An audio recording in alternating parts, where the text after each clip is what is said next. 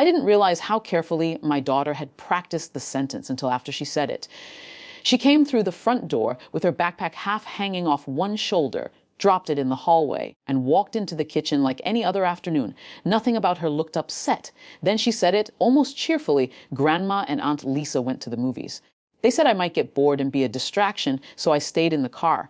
She said it the way kids talk about ordinary things, like someone choosing vanilla ice cream instead of chocolate. Then she smiled.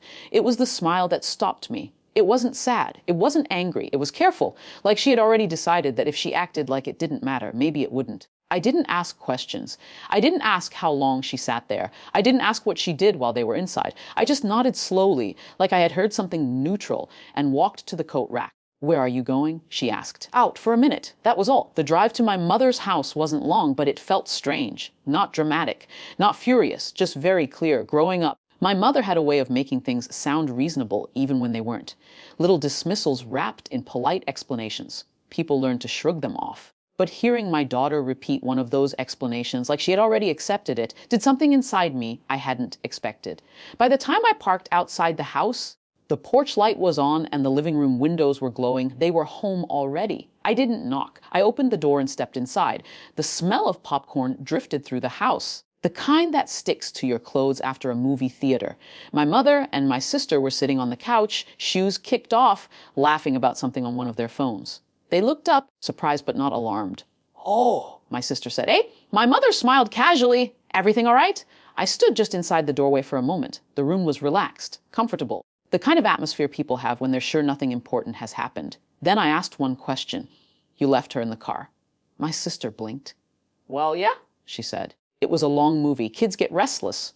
My mother waved her hand dismissively. She had the tablet, didn't she? She was perfectly fine. No one sounded defensive. They sounded practical, like they had already settled the matter. "She waited alone in the parking lot," I said. "Wasn't that long," my sister replied quickly. "And the theater's right by the entrance. We checked on her." My mother laughed softly. "You're making it sound worse than it was." For a moment, nobody spoke. I didn't raise my voice. I didn't step further into the room. I just stood there. She told me she tried to smile so I wouldn't think it bothered her. The words hung there quietly. My sister looked uncomfortable for the first time. Well, kids say things like that. From the dining room, a chair scraped against the floor. I hadn't realized my Uncle David was there until he stepped into the doorway with a glass of water in his hand. He had apparently been listening for a while. He looked from me to my mother, then to my sister. "You left her in the car." He asked. The room shifted slightly. My mother sighed. "Oh, David." "Don't start." He set the glass down slowly on the table. "How long?" My sister hesitated. "About 2 hours." No one spoke. David looked at my mother in a way I had seen only a few times growing up. The look he used when someone in the family crossed a line that couldn't be smoothed over with jokes. You left a child alone in a parking lot for 2 hours so you could watch a movie. It wasn't dangerous, my mother insisted quickly. "It's a safe area." "That's not the point," he said quietly. The room went very still. For the first time since I walked in, my mother looked unsure. David turned toward me briefly, then back to them. "If that had been anyone else's kid, we'd be calling it neglect." No one argued. Not immediately. The earlier laughter in the room felt like it had happened hours ago. I didn't add anything else. There was nothing left to prove. After a moment, I nodded once and stepped back toward the door. "Good night," I said. No one stopped me. The drive home felt quieter than the drive there.